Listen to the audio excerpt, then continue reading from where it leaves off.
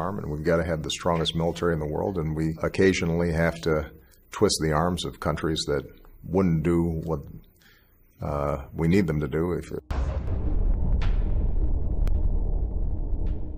Nosotros podemos fijar una fecha en que el petróleo comienza a ser una materia apetecible de las grandes potencias. Podemos fijar 1911, cuando Winston Churchill, primer Lord del Almirantazgo británico, ordenó que todos los buques de la Armada Imperial pasaran de carbón a diésel. Y Venezuela se incorporó a esa danza del petróleo con fines estratégicos, porque su petróleo fue explotado por compañías de los dos grandes imperios de la época, tanto el imperio moribundo como el naciente, Inglaterra y luego Estados Unidos. Y desde 1925 hasta 1961-62, la mayor cantidad de petróleo exportado del mundo salía de Venezuela. No Venezuela, sino las compañías petroleras instaladas en Venezuela eran los mayores exportadores de petróleo del mundo. Cuando se funda la OPEP en 1960, Venezuela producía más petróleo que todos sus otros miembros. En el 60 producíamos el doble de lo que producía Arabia Saudita. Y la importancia geopolítica que determinó aquí golpes de Estado, invasiones, amenazas. Guerra. Inglaterra y Alemania atacaron a Venezuela al amanecer. La Guaira, 9 de diciembre de 1902. 15 vapores de guerra alemanes e ingleses invadieron aguas venezolanas y apresaron 6 barcos de guerra venezolanos. Las fuerzas inglesas y alemanas están desembarcando en La Guaira. Están ocupando Maiquetía y Macuto. El presidente Cipriano Castro llama a las armas. La planta insolente del extranjero ha profanado el sagrado suelo de la patria. Denuncia la proclama del presidente de la República, Cipriano Castro. Amanecer del 9 de diciembre de 1902, La Guaira. El motivo supuesto de esta agresión fue que Venezuela no había podido pagar la deuda externa, una deuda externa que venía pues desde cuando éramos colonia de España. Cuando Castro llega al poder viene con un proyecto de país que no existía, que no existió en todos los gobiernos, en todos los presidentes del siglo XIX venezolano. Él llega con una firme decisión de centralizar el poder mediante la administración, mediante un ejército fuerte que solo siga los intereses del Estado. Te llegaba información de que nos querían bloquear, de que era bueno para salir de un gobierno despótico, tirano, que era como lo hacían ver a Castro en el extranjero. Te lo hacían ver como un analfabeta, también por su estatura, por su color de piel. Vemos en periódicos, en revistas francesas, cómo a través de la caricatura mundial se comenzó a ridicularizar a nuestro presidente. Las transnacionales comienzan a inyectar dinero para sacar a Castro del poder.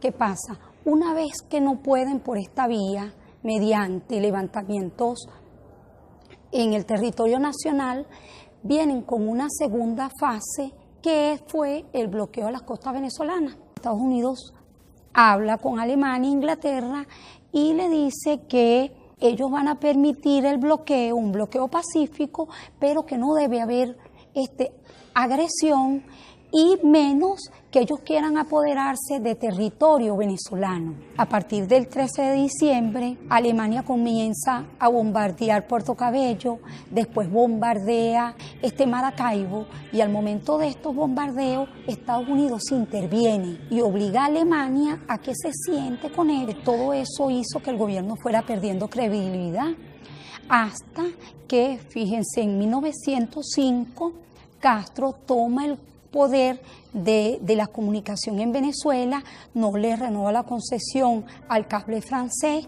Eso hace pues que Francia esté más molesta y rompa relaciones con Venezuela. 1904. El presidente Cipriano Castro decreta la expropiación de la transnacional New York and Bermúdez Company, que desde 1885 exportaba asfalto prácticamente sin pagar impuestos. A Cipriano Castro lo derrocaron los gringos, lo derrocó el petróleo. Estados Unidos en este contexto muestra que a partir de este conflicto ellos son los que van a tener el control en este territorio de que Venezuela fuera el patio trasero de Estados Unidos.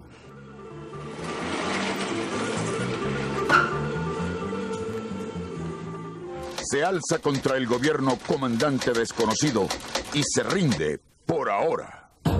Caracas, madrugada del 4 de febrero de 1992. Urgentísimo.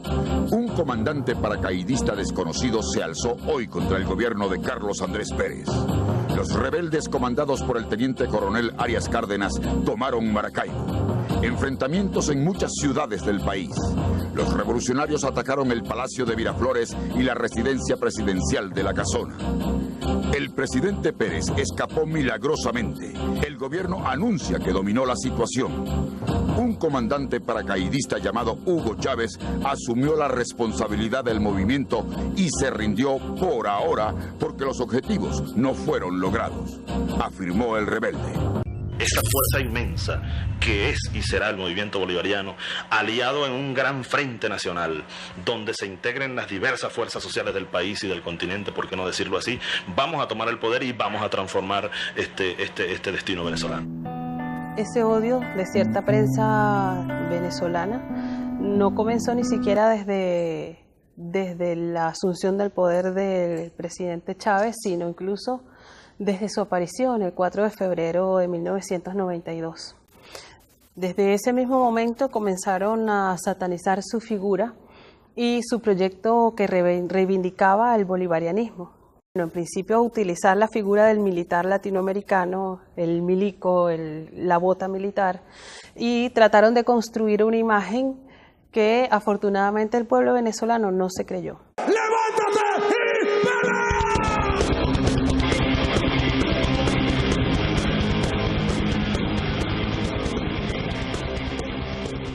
Jamás pudieron tragar la llegada del comandante Chávez, primero porque era negro, sambo, no tenía un grado, un diplomado, ni formaba parte de la burguesía.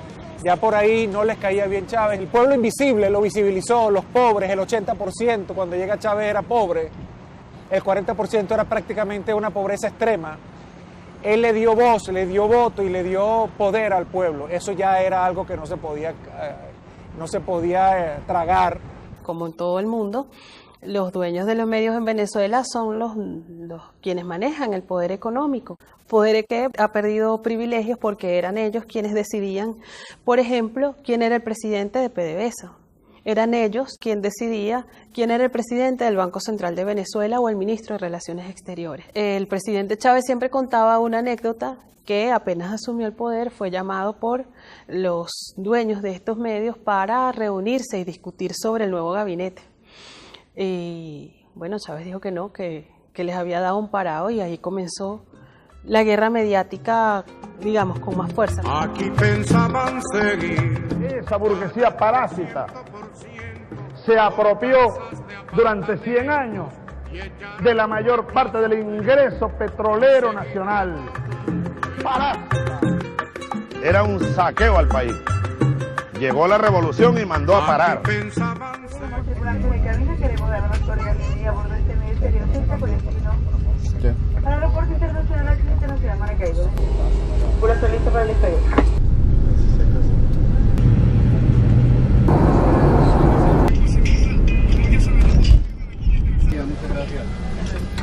¿Cuáles desafíos plantea esencialmente Chávez?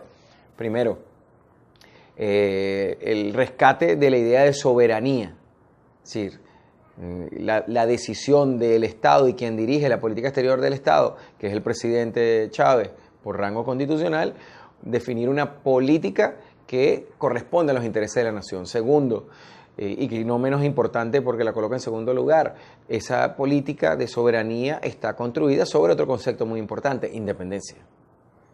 Y tercero, y no por eso tampoco menos importante, es que esa política de soberanía e independencia tiene un correlato específico, manejo y administración de recursos naturales.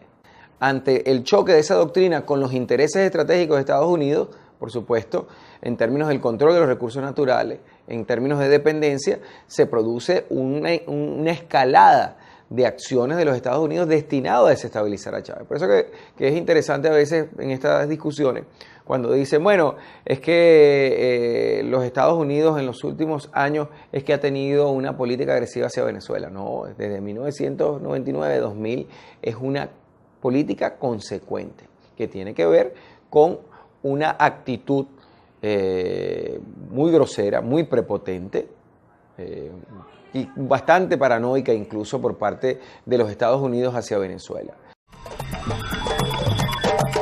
Obviously, Venezuela is important because they're the third largest supplier of petroleum. I would say that Mr. Chavez, and the State Department may say this, probably doesn't have the interest of the United States. Todos fueron derrocados. Cipriano Castro, después Isaías Medina, después Carlos Delgado, antes de él Rómulo Gallegos, un gran escritor, y yo, derrocado. Y la causa fundamental, el petróleo.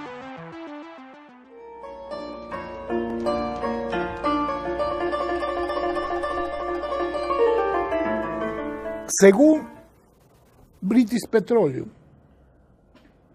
el BP Statistical Review, el mundo hay 1.700.000.000.000 de barriles. En la OPEP está 1.216.000.000, el 71%. Y en Venezuela, con la certificación Ryder Scott PDVSA, estos 298.000 que te decía, equivalen al 17,55% de todas las reservas probadas del mundo.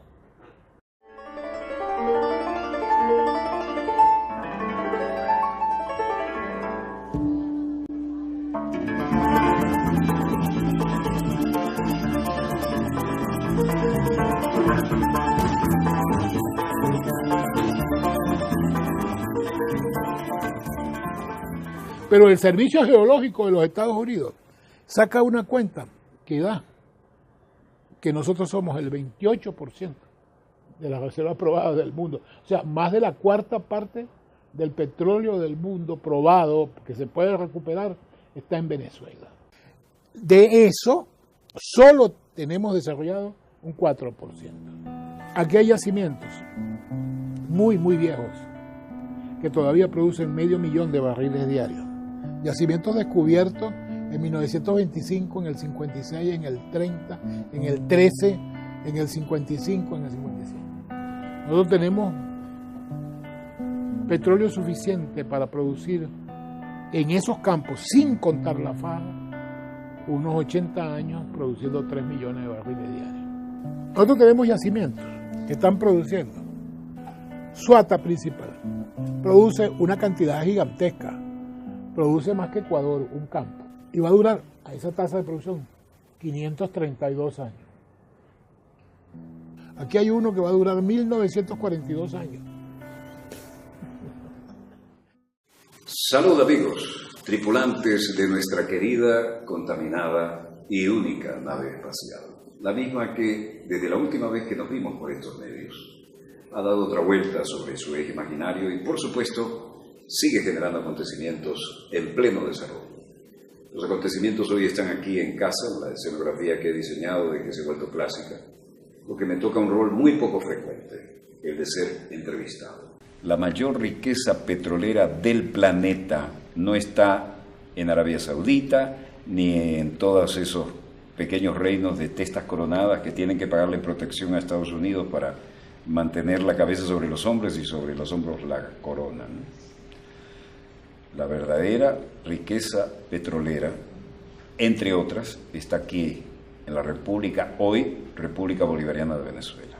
Este estrecho de Hormuz de 10-12 millas de ancho. Si uno hunde ahí un gran petrolero, se va al diablo el transporte de 42-45% del petróleo mundial.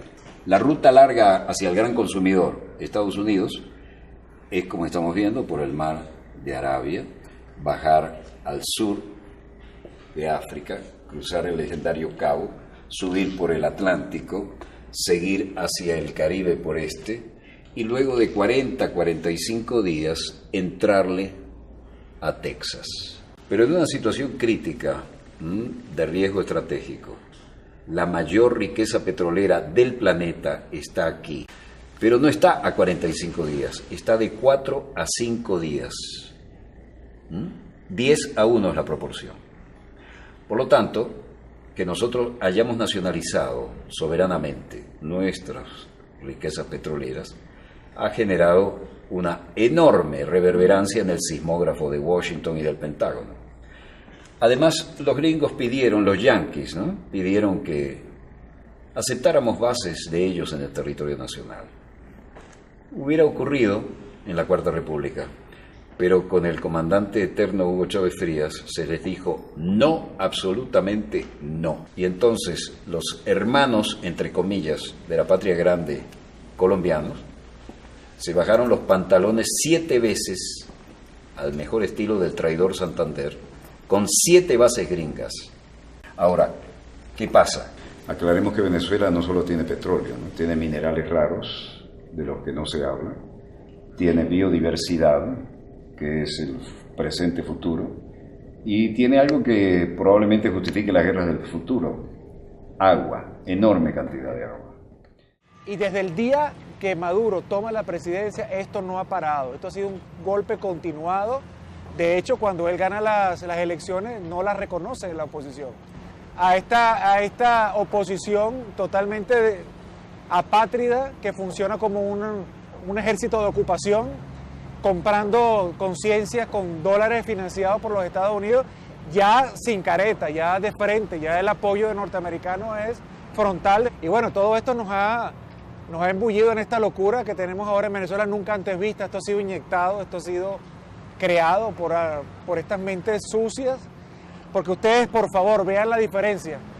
Ustedes ven la marcha chavista, las marchas rojas, son tambores, alegría, cantos, esperanza, patria, y ven las marchas de oposición, odios, gritos, insultos, destrucción, quema. Aquí han quemado clínicas materno-infantiles, aquí han asesinado personas, jóvenes entre ellos mismos, con armas de fabricación casera.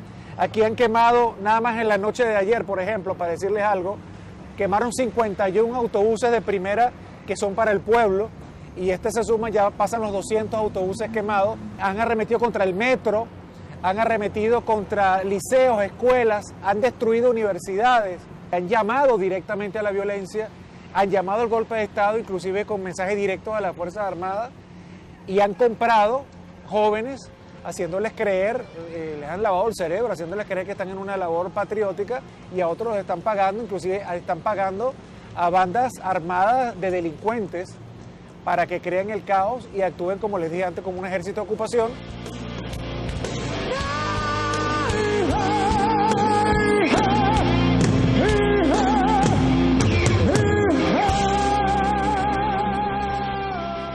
Hay una población cautiva, creyendo que ellos efectivamente están luchando por la libertad, que nosotros somos realmente un pueblo oprimido, que nosotros somos realmente un pueblo al que le han quitado todas sus libertades y que antes vivían mejor. Gente que sabe que eso es mentira, pero que ha sido engañada al punto de creerse esa falsa realidad, que con una campaña mediática como la que ha sufrido Venezuela durante 18 años, en otro país ya no estuviera el gobierno revolucionario. Hay un periodismo que no está interesado en la paz, que no está interesado en el diálogo, por ejemplo, sino que desde sus artículos, desde sus programas, intentan profundizar las diferencias que existen en el pueblo venezolano, y si no existen, generarlas entre, digamos, los dos modelos que están en pugna: el chavismo, que ha presentado un proyecto, un modelo claro, y la oposición, cuyo proyecto es salir del gobierno revolucionario.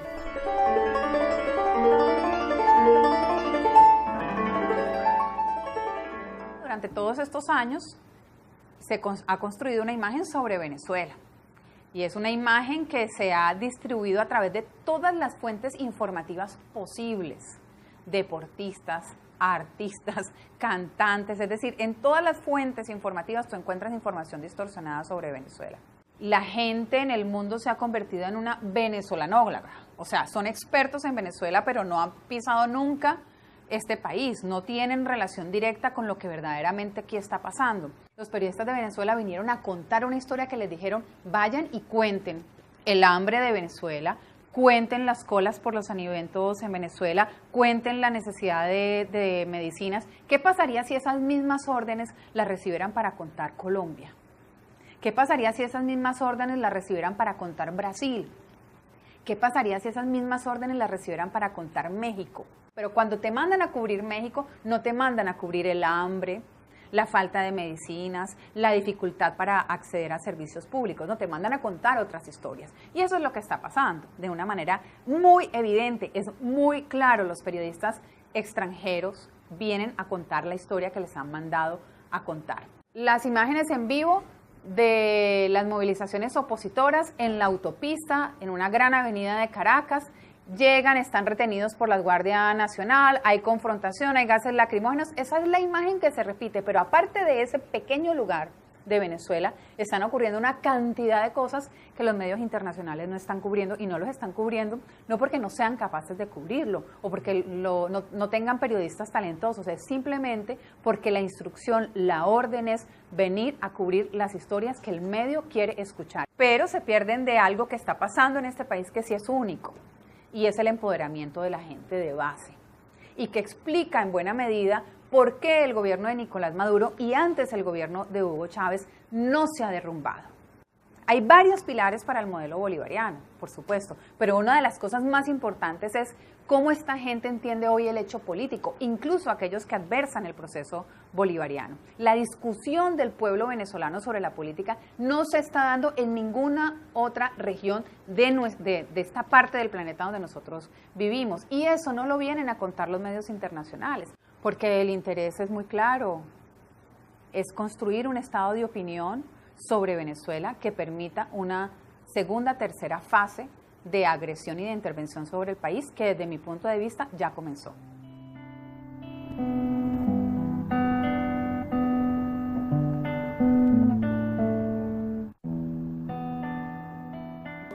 ¿Por qué la oposición insiste tanto en el tema de la crisis humanitaria?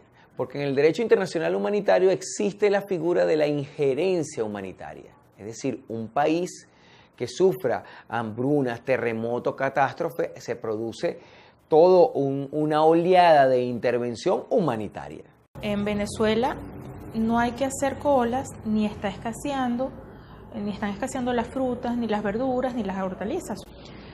Pero sí aquellos productos y además son de alto consumo, pero sí aquellos productos que, siendo de alto consumo, la producción está concentrada en un 80% en no más de 2 o 3 empresas, ¿no?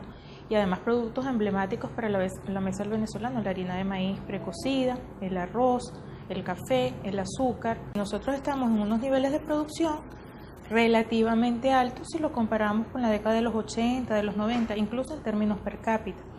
No es la caída de la producción lo que está explicando las colas de algunos productos, ni tampoco el incremento de los precios.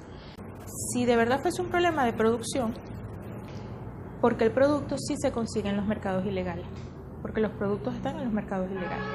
Entonces alguien los produjo, alguien los importó, en el caso de que fuesen importados. El Estado capta las divisas por exportación de petróleo en un 95%. Claro, el Estado le entrega a tasa preferencial las divisas al sector privado para que importe a tasa preferencial, pero cuando hacen la conversión no utilizan la tasa preferencial, utilizan la más alta que ven en el mercado, y la más alta que ven en el mercado es la de ese mercado ilegal, desproporcionada, totalmente manipulada, que tiene un comportamiento, el patrón está asociado a los momentos electorales o de alta conflictividad política. El año 2014 se entregaron el Estado le entregó a la industria farmacéutica alrededor de 2.500 millones de dólares anuales para importar medicamentos.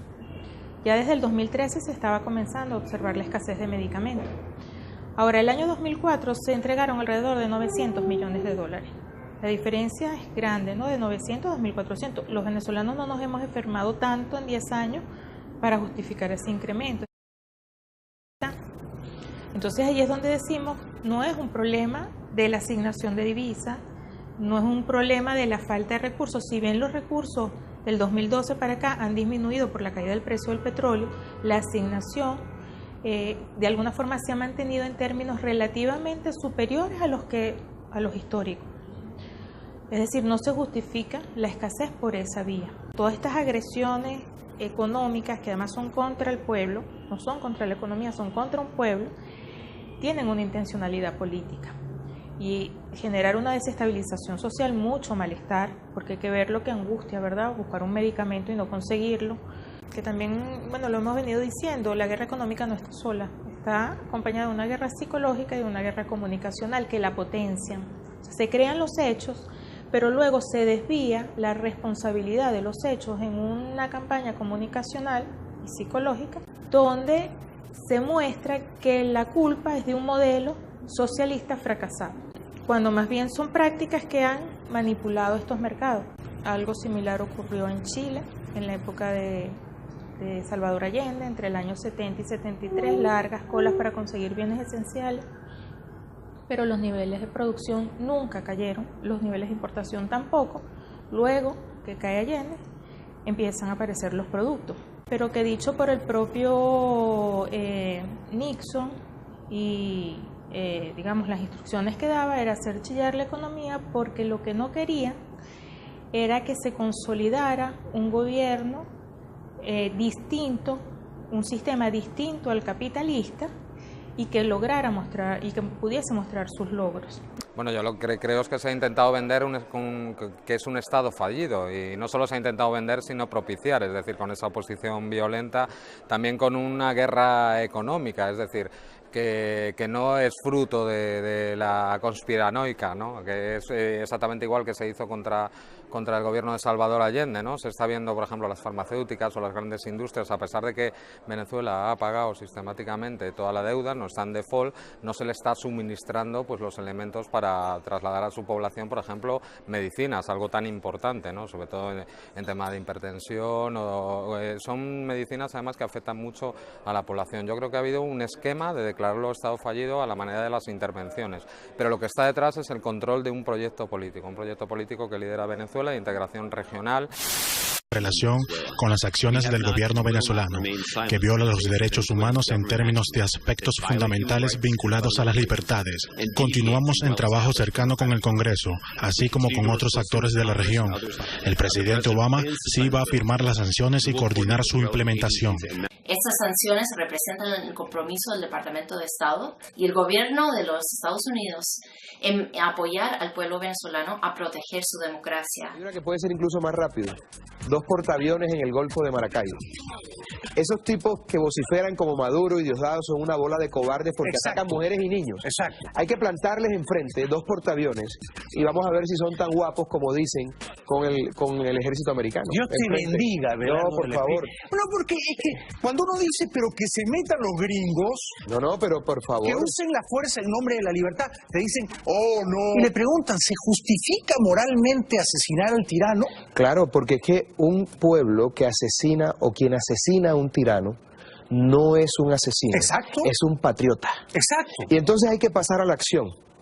Y hay que tomar las armas de ser necesario. El hecho de que nosotros pasamos de ser un desafío en el diseño de la política exterior norteamericana a ser una amenaza. La diferencia conceptual en la formulación norteamericana entre un país desafío y un país amenaza es que un país amenaza puede incluir hasta última instancia una intervención militar. Un desafío no, implica presiones. Uno es un documento de julio del año 2015, ese mismo año, de un especialista norteamericano que se llama Robert Ellis, un asesor de inteligencia del Departamento de Guerra del Ejército norteamericano, que publica un trabajo que se denomina La inminente implosión en Venezuela y sus implicaciones para los Estados Unidos. ¿Y qué dice en ese documento Robert Ellis? Venezuela está en una situación de inestabilidad. el presidente Nicolás Maduro no tiene la capacidad de mantener el orden y la inestabilidad en Venezuela va a generar una inestabilidad en la zona y ante eso tiene que actuar los Estados Unidos. ¿Qué dice Robert Eli? Bueno, los Estados Unidos a lo mejor no tenga que intervenir directamente, pero debería de intervenir a través de sus socios, Colombia y Guyana. Bersinki también ha sido el principal auspiciante de lo que se llama la tesis del caos constructivo. ¿Qué es el caos constructivo? Generar una situación de desequilibrio económico, financiero, social, militar, para producir un reacomodo de un país no amistoso a los intereses norteamericanos o en su defecto, y esto lo quiero subrayar, producir una cesión de su territorio, al estilo de Libia o al estilo de lo que intentan en Irak con el norte de Irak y los turcos o con Turquía, o lo que están intentando con Yemen para sacar el oleoducto para permitir el trasvase de los puertos que están sobre el Golfo Pérsico. Y aquí pretende aplicarlo y se pretende aplicar a través de Colombia. Ese último informe que yo te señalo de Robert Ellis es contundente. Colombia es clave en esto. No es fortuito entonces la concreción del acuerdo de la OTAN y saldría mucho más barato si logran la secesión de Maracaibo a Colombia. Ese es el proyecto geopolítico. No puedo derrumbar al gobierno de Chávez o de Nicolás, es la tesis del secesionismo. Es muy sencillo, para explicarlo así. ¿Qué tipo de Estado opera en la frontera colombiana, del lado colombiano? ¿Y qué tipo de Estado opera o funciona o tiene competencias en el territorio venezolano?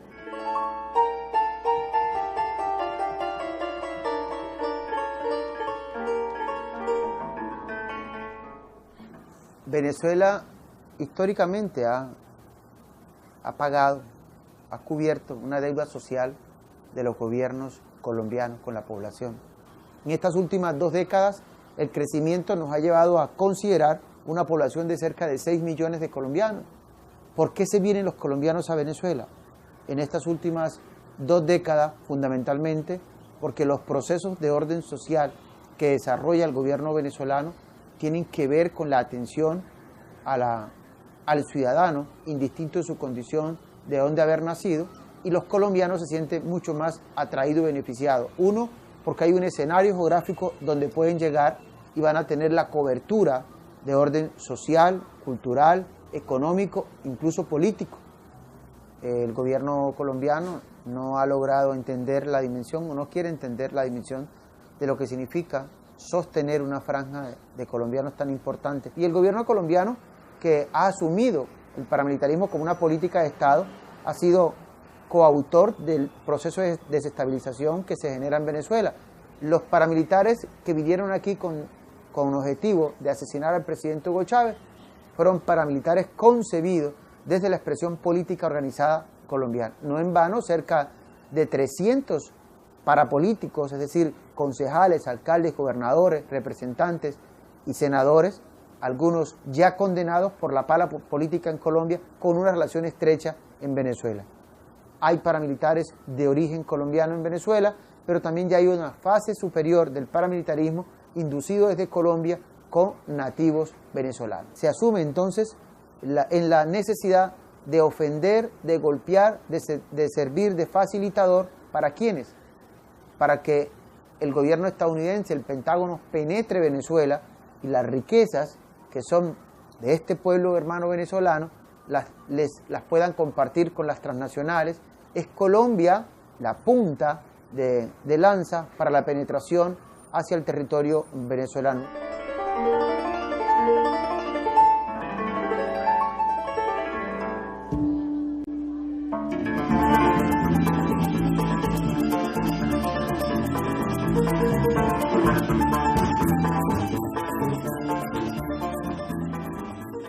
Obama nos caracterizó como una amenaza extraordinaria e inusual. Trump está súper de acuerdo con eso y nos menciona directamente en ese Energy Plan, America First Energy Plan. Ahí menciona Venezuela, Irán, Rusia. Objetivos así de que Las amenazas militares son reales, o sea, no solo está, por ejemplo, en las maniobras militares que se han hecho hace poco con decenas de países, incluso países europeos, delante de las costas venezolanas, como también las declaraciones del almirante de la flota del Pacífico en el Senado, diciendo que Venezuela es un problema de narcotráfico, de terrorismo, etcétera, etcétera. La cosa que me mantiene despierto en la noche con respecto a Venezuela es si hay alguna crisis humanitaria importante, es decir, un colapso de la economía, al punto en que necesiten desesperadamente alimentos, agua y cosas como esas. Y entonces podríamos reaccionar a eso, y lo haríamos. Ahora, cuando no puedes tumbarlo desde adentro y se genera una crisis, entonces humanitariamente, para evitar una crisis humanitaria, para evitar derramamiento de sangre más grandes, para evitar que se extienda esto a países vecinos, aparecen gente de buena voluntad que dice esto es un problema de seguridad hemisférica y hay que actuar ya. Porque tenemos la verdad de nuestra parte y no vendrán unos asaltantes de la oligarquía interna de la derecha extremista con el guión escrito por el Departamento de Estado a asaltar el poder político de Venezuela. Se equivocaron con nosotros, se equivocaron de país. Un gobierno que respete a los pueblos de América Latina, a la América de Simón Bolívar, carajo. Váyanse al carajo, yanquis de mierda, que aquí hay un pueblo digno. Sépanlo, estamos resueltos a ser libres, pase lo que pase y cuéstenos lo que nos cueste. ¡Ya basta! ¡Ya basta!